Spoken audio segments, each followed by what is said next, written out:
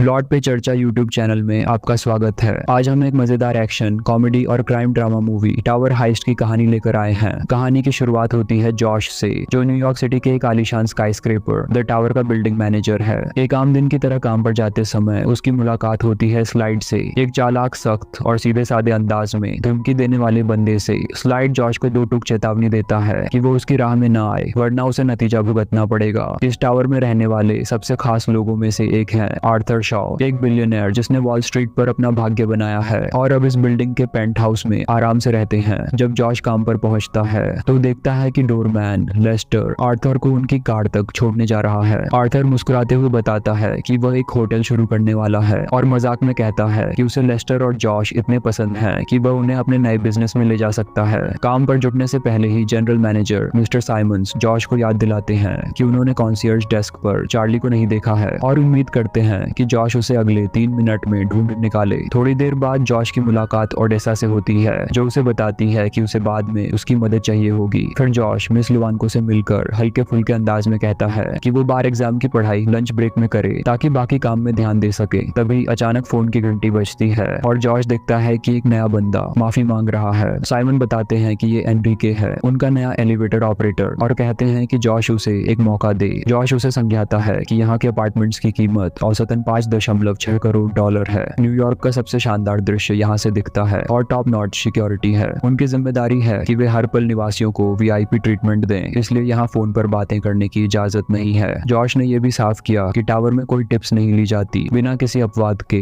तभी एक आदमी कार मांगता है और जॉश बिना हिचक कहता है, मैं पहले से ही तैयार हूँ। एनरिके उस आदमी की बेटी के बारे में कुछ आपत्तिजनक टिप्पणी करता है, कहता है कि वो किसी वेश्या जैसी लग रही थी। जॉश एक पल भी गंवाए बिना उसे सलाह देता है, आपको थोड़ा कॉन्फिडेंशियल रहना चाहिए। तभी चार्ली 20 मिनट देर से आता है और जॉश उसे टॉन्ट करते हुए कहता है, मिस्टर साइमन शायद आपको बाहर का रास्ता दिखा सकते हैं। चार्ली जवाब में कहता है, मुझे परेशान मत करो, मेरी वाइफ तीसरी ट्राइमेस्टर में है और मुझे बहुत कुछ संभालने के लिए है। तभी मिस्टर साइमन की आवाज आती है, जो जोश को बुलाकर कहता है, किराएदार मिस्टर फिट्जहॉक को जाने के लिए कहो। जोश फिट्जहॉक के पास जाता है, जिसे टावर से निकाले जाने का नोटिस मिल चुका है। फिट्जहॉक बताता है कि वो पहले मैरिल लिंच में काम करता था, लेकिन अपने और रिश्तेदारों के सारे निवेश गंवा बैठा। इससे न सिर्फ उसकी नौकरी गई, बल्कि अब कोई उसकी मदद करने को तैयार नहीं। जॉश पहले उसे जाने को कहने की कोशिश करता है, लेकिन उसकी हालत पर तरस खाकर आखिर में कहता है, शायद कल लिफ्ट का मेंटेनेंस हो रहा होगा, मैं बैंक को कह दूंगा कि वे किसी और दिन आए। अगले सीन में जॉश देखता है कि आर्थर पहले ही एनरिके से मिल चुका है। परेशान होकर वह आर्थर को याद दिलाता है कि एनरिके अभी इंटरव्यू प्रक्रिया में है। आर्थर एनरिके से प्रभावित होकर कहता है, मुझे ये आदमी पसंद है, इसे पूरी तरह से भर्ती कर लो। जॉश एनरिके को खुश करने के लिए कहता है, नाम का टैग लेने के लिए नीचे जाओ। एनरिके उत्साहित होकर तुरंत चला जाता है। उसी शाम लेस्टर जॉश को बताता है कि यह टावर में उसका आखिरी साल है, क्योंकि वह रिटायर होने वाला है। जॉश इस खबर से चौंकता है, लेकिन लेस्टर के लिए खुश भी है। वह मुस्कुराते हुए कहता है, तुम्हारी बहुत कमी खिलेगी। अगली सुबह जॉश देखता है कि स्लाइड एक महिला पर चिल्ला रहा है, जिसने उसे छोड़ दिया है। स्लाइड का गुस्सा इस बात पर है कि किसी दूसरी महिला ने उससे ज्यादा जान पहचान दिखा दी थी। यह नजारा देखते हुए जॉश अपने दिन की शुरुआत करता है। बाद में जॉश और लेस्टर नोटिस करते हैं कि एक कार 2 दिनों से टावर के सामने खड़ी है, लेकिन उसे कोई टिकट नहीं मिला। तभी अचानक कार से कुछ लोग बाहर निकलते हैं। जॉश को शक होता है कि यह डकैती है। वह लेस्टर को दरवाजे बंद करने को कहता है और खुद दौड़कर अंदर जाता है। वहां पहुंचकर वह पूरे स्टाफ को चेतावनी देते हुए चिल्लाता है, कोड ब्लैक है।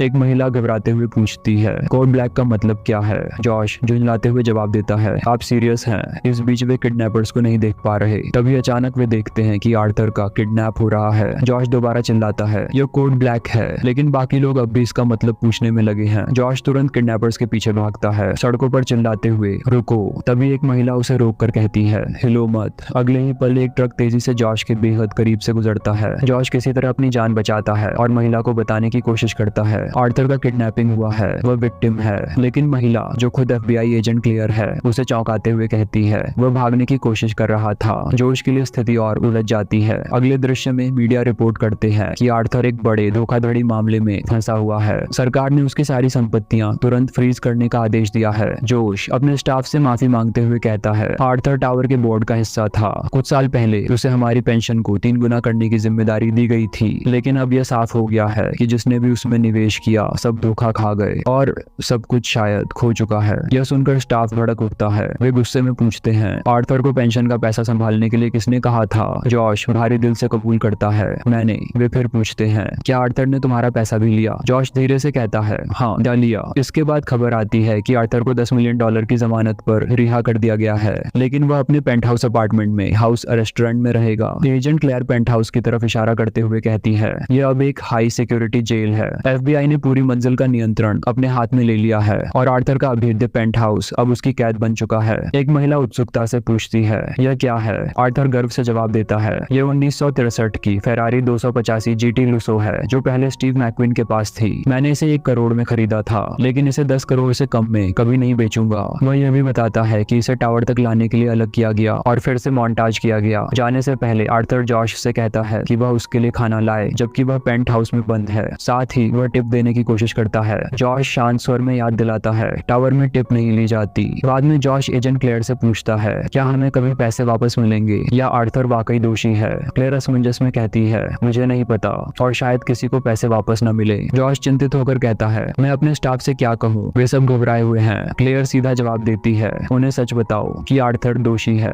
घर जाते वक्त जॉश सड़क पर स्लाइड को चिल्लाते हुए देखता है यह पुलिस की क्रूरटी है। स्लाइड जॉश से अपनी तस्वीर लेने को कहता है, लेकिन जॉश वहां से जल्दी निकलने की कोशिश करता है। उस शाम एक चिंताजनक कॉल जॉश को टावर वापस बुलाती है। चार्ली बताता है कि लेस्टर को मेट्रो ट्रैक की तरफ बढ़ते हुए देखा गया। आखिरी सेकंड में एक ऑफ ड्यूटी पुलिस वाले ने उसे बचा लिया। लेस्टर रोते हुए जॉश से कहता है कुछ महीने पहले मैंने आर्थर को अपनी जिंदगी भर की बचत $73,000 दी थी। सोचा था यह मेरा रिटायरमेंट फंड होगा। अब मैं रिटायर नहीं हो सकता। जॉश उसे भरोसा दिलाता है आर्थर तुम्हारा हर एक पैसा लौटाएगा। चार्ली हस्तक्षेप करते हुए कहता है तुम आर्थर के पास नहीं जा सकते। उसी पल फिट्जह्यू आता है। वह टूटे हुए स्वर में कहता है मुझे अभी अभी बेदखल कर दिया गया है। मेरी पत्नी बच्चों को लेकर चली गई है। जॉश उससे पूछता है तुम वॉल स्ट्रीट के आदमी हो, बताओ आर्थर को कब एहसास हुआ होगा कि सब खत्म हो चुका है? फिट्जह्यू सोचकर जवाब देता है शायद 1 साल पहले। जॉश सवाल करता है तो फिर उसने 2 महीने पहले लेस्टर से $73,000 क्यों लिए? फिट्जह्यू हल्के से मुस्कुराता है अपनी शानदार छवि बनाए रखने के लिए। आखिरी सीन में जॉश और फिट्जह्यू FBI एजेंट से कहते हैं आर्थर का कचरा और उसका नाश्ता हम संभालेंगे।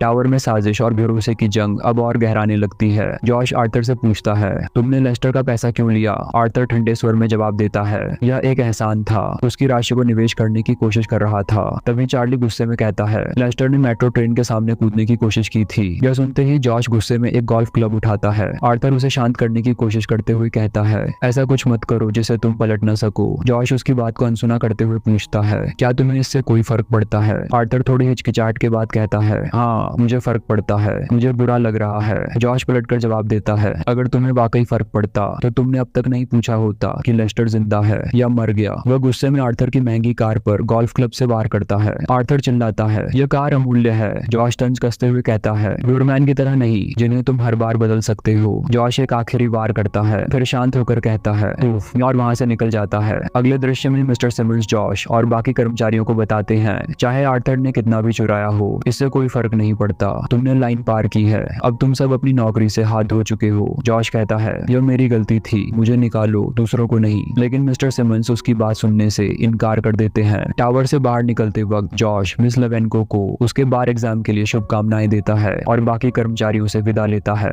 बाद में जॉश एजेंट क्लेयर से मिलता है और उसका शुक्रिया अदा करता है कि वह इस मामले में शामिल हुई। वह कहता है मैं अपने स्टाफ का पैसा वापस दिलवाना चाहता हूँ। क्लेयर उसे आर्थर का स्केड्यूल देती है और कहती है कि FBI के पास पहले से ही ये सब जानकारी है। क्लेयर अचानक कहती है शायद मुझे यह नहीं बताना चाहिए, लेकिन आर्थर ने कहीं एक सुरक्षा जाल छुपा रखा है। उसने $20 मिलियन कैश निकाले हैं और उसे कहीं छिपा दिया है। ये अमीर लोग अक्सर करते हैं। जॉश इस बात से हैरान रह जाता है। क्लेयर चली जाती है लेकिन जॉश के दिमाग में यह बात गूंजती रहती है। अगले दिन जॉश टावर लौटता है अपने पुराने ऑफिस से एक नोटबुक लेने के बहाने। वहाँ वह कुछ तिजोरियों को ध्यान से देखता है और फिर एनरिके, चार्ली और फिट्जह्यू को ढूंढता है। उन्हें एक जगह इकट्ठा करते हुए वह कहता है मुझे तुमसे एक काम के बारे में बात करनी है। जॉश सबको समझाता है कि आर्थर ने कुछ साल पहले अपने अपार्टमेंट में एक तिजोरी लगवाई थी जिसमें $20 मिलियन छुपाए गए थे। टीम उसे ढूंढती है और चार्ली पूछता है तुम्हें ये कैसे पता? जॉश बताता है आर्थर ने हाल ही में अपने अपार्टमेंट को रेनोवेट करवाया था। उसने हर दीवार तोड़ दी थी सिवाय एक के। उसने कहा कि वो दीवार स्पेशल है। FBI ने तिजोरी को कभी नहीं ढूंढा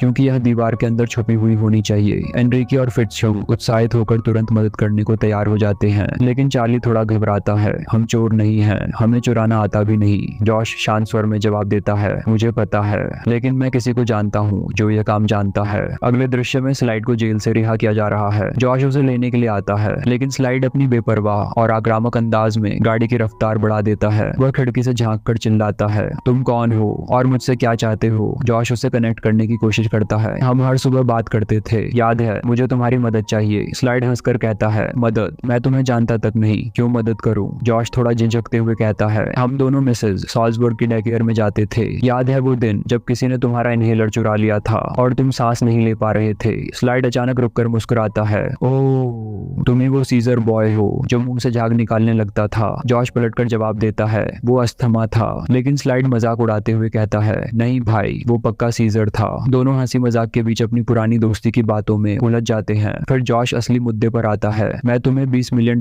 के एक काम के बारे में बताने आया हूँ।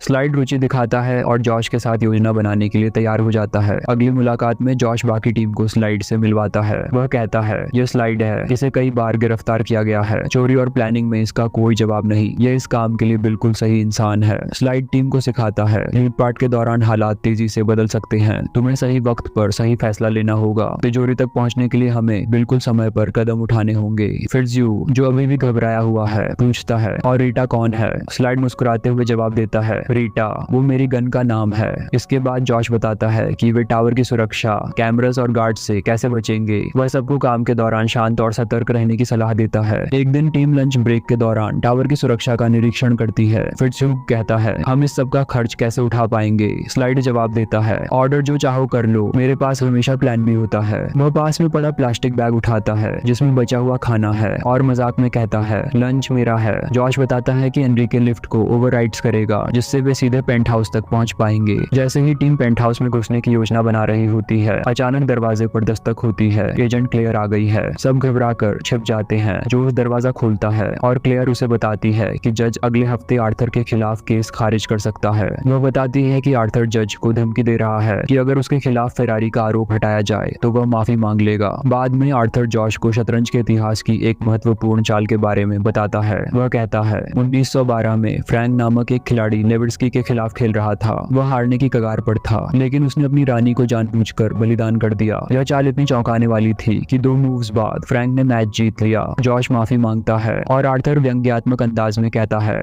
उम्मीद है तुम अब घर जाकर शतरंज का अध्ययन करोगे। जॉश जवाब देता है, मैं फ्रैंक लेविट्स्की गेम का अध्ययन करूंगा। आर्थर मुस्कुराते हुए जोड़ता है, हर कोई अपनी रानी बलिदान कर सकता है, लेकिन असली मास्टर वही होता है जो इसे सही तरीके से अपनाए। क्लेयर जॉश को घर तक छोड़ती है और जाते जाते उसे वो फुटेज देती है जिसमें जोश आर्थर की कार को तोड़ रहा था। वह कहती है, मुझे यह चाल बहुत पसंद आई। जोश हिम्मत जुटाकर उसे शनिवार रात के लिए डेट पर बुलाता है और क्लेयर हामी भर देती है।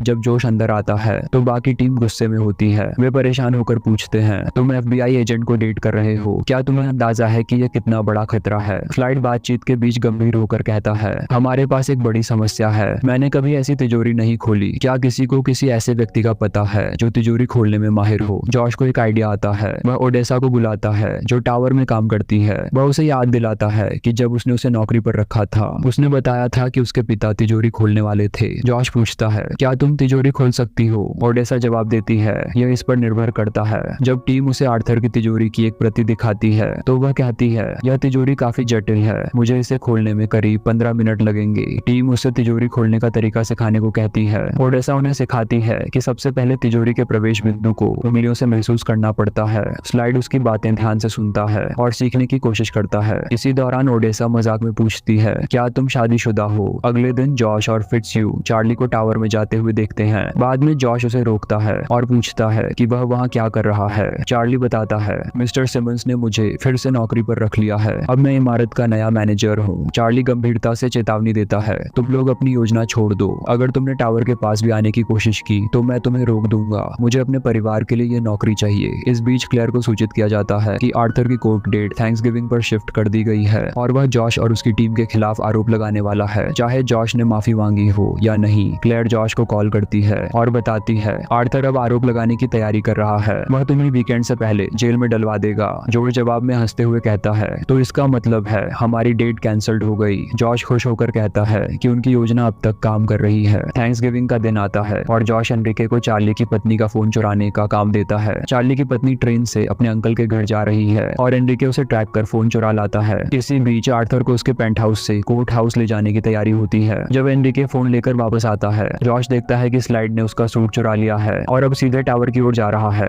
फिट्जयूग चिंता जताता है, यह तो हमारी योजना का हिस्सा नहीं था। जॉश कहता है, मुझे लगता है स्लाइड खुद पैसे चुराने की कोशिश करेगा। उसने ओडेसा के साथ इतना समय बिताया है कि अब उसे तिजोरी खोलनी आ गई होगी। वे तय करते हैं कि योजना के अनुसार स्नूपी परेड का हिस्सा का इस्तेमाल करेंगे। परेड के दौरान एक सिक्योरिटी गार्ड अपने इनबॉक्स में प्लेबॉय मैगजीन देखकर व्यस्त हो जाता है। अचानक जोश को अपनी पत्नी का संदेश मिलता है, बच्चा अब आ रहा है। वह एक महिला से कहता है कि वह उसकी जगह काम संभाले। लैंड शुरू होता है। जब टावर का स्टाफ स्नूपी को देखने में व्यस्त होता है, जॉश और उसकी टीम चुपके से अंदर घुस जाती है। दूसरी ओर स्लाइड मिस्टर सिमंस को यह कहकर गुमराह करता है कि वह बैंक की तरफ से फिट्जयूजी के पुराने अपार्टमेंट के नवीनीकरण की जांच करने आया है। ओडेसा ध्यान भटकाने के लिए हैप्पी बर्थडे गाने लगती है। जॉश और टीम सिक्योरिटी गार्ड्स से बचते हुए आगे बढ़ती है, लेकिन महसूस करती है कि उन्हें उस एलिवेटर में होना चाहिए था जिसमें मिस्टर सिमंस चढ़े हैं। मजबूरी में वे सीढ़ियां चढ़ने लगते हैं। स्लाइड फिट्जयूग के पुराने अपार्टमेंट में सिमंस को अलमारी में बंद कर देता है। इसी बीच ओडेसा पेंट हाउस पहुंचती है और वहां मौजूद FBI एजेंट को केक पेश करती है। एजेंट को चॉकलेट से एलर्जीज होती है, तो ओडेसा स्थिति को संभालते हुए चालाकी से इम्प्रोवाइज करती है। स्लाइड एलिवेटर से पेंट हाउस की ओर बढ़ता है, लेकिन जॉश की टीम लिफ्ट को रोक देती है। स्लाइड गुस्से में एलिवेटर छोड़कर शाफ्ट में चढ़ना शुरू करता है। पेंट हाउस में जॉश और टीम सभी कैमरास को ब्लॉक कर तिजोरी ढूंढने लगती है। जॉश दीवारों के अंदर खोखली आवाज सुनता है और हथौड़े से दीवार तोड़ने लगता है। जैसे ही वे उत्साहित होते हैं, स्लाइड वहां पहुंच जाता है।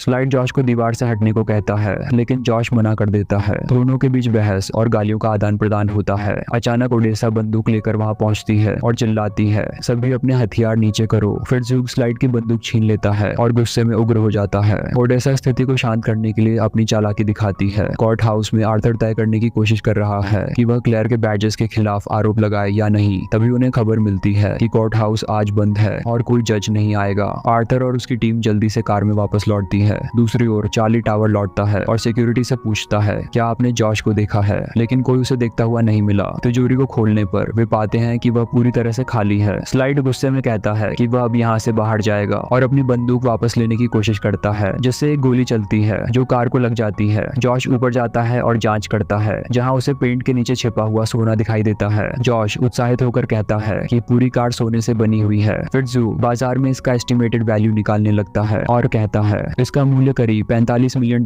होगा, प्लस माइनस $10 मिलियन।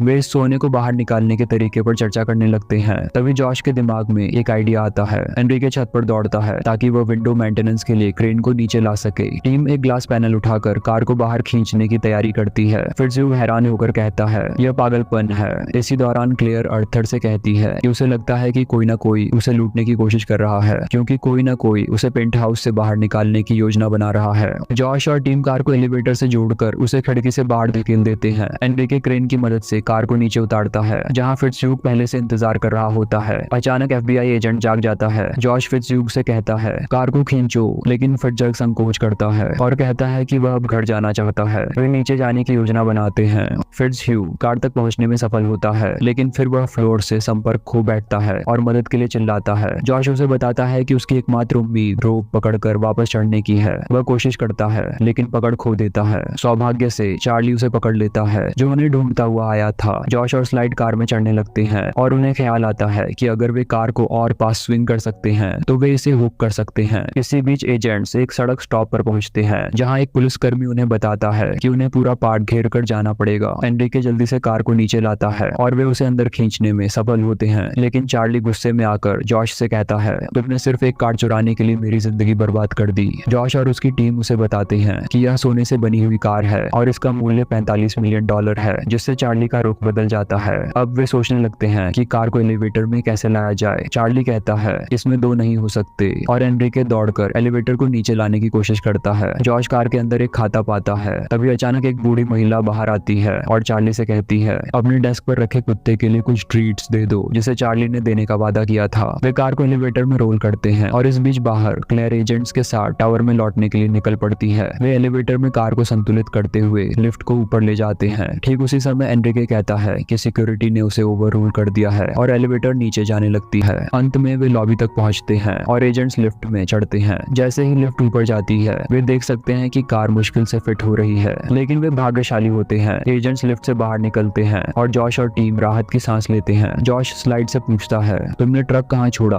फिर वो लेस्टर को कॉल करता है, बताता है कि योजना में थोड़ी बदलाव हुआ है और अब उसे ट्रक लाकर एलिवेटर के पास बैक करना होगा। अपार्टमेंट के अंदर टीम हैरान होती है कि कार गायब है, लेकिन तभी क्लेयर कहती है, मैंने अपनी रिपोर्ट में नहीं बताया था कि यहाँ एक तिजोरी है, और ये भी बताती है कि उसने अपना $10 मिलियन का बेल जमानत गवा दिया है। आर्थर उसे बताता है, अगर उस कार को इस इमारत से बाहर जाने दिया तो हम और भी ज्यादा खो देंगे। वो जल्दी से सिक्योरिटी रूम में जाते हैं और क्लेयर देखती है कि कार ले ली गई है। लेस्टर ट्रक को जल्दी से परेड के बीच दौड़ाता है और एजेंट्स उसका पीछा करते हैं, लेकिन जब वह एक नई सड़क पर बाएं मुड़ता है, पुलिस उसे रोक लेती है। क्लेयर ट्रक के अंदर देखती है कि कोई नहीं है और लेस्टर से पूछती है, बाकी लोग कहाँ हैं? लेस्टर बस जवाब देता है, मैंने सुसाइड करने की कोशिश की थी। इस बीच पूरी टीम FBI द्वारा गिरफ्तार कर ली जाती है और उन पर शक होता है कि उन्होंने कार चुराई है। एनरिके भागने की कोशिश करता है और जैसे ही क्लेयर जॉश को अरेस्टेड करती है, वह कहती है, तुम्हारा पूरा प्लान बहुत स्मार्ट था। ट्रक के अंदर आर्थर उन्हें बताता है कि वह कुछ दिनों में अपने पेंट हाउस में वापस होगा और यह सुनिश्चित करेगा कि वे सभी लंबे समय तक जेल में रहेंगे। जॉश मानता है कि वे कुछ सालों तक जेल में हो सकते हैं, लेकिन कहता है, मैं अपना बाकी जीवन जेल में बिताऊंगा, और बताता है कि उनकी खाता पुस्तिका लेजर ढूंढ ली गई है। आर्थर पूछता है, तुम क्या सोच रहे हो? और जॉश जवाब देता है, मैं अपनी क्वीन की बलि दे रहा हूँ। आर्थर रिश्वत देने की कोशिश करता है, कहता है, अगर आप जैसे मैं कहूँ वैसे करेंगे तो मैं आपको उस कार के वैल्यू से 10 टाइम्स ज्यादा दे सकता हूँ। लेकिन एनरिके याद दिलाता है, हम टावर में टिप्स नहीं स्वीकार करते,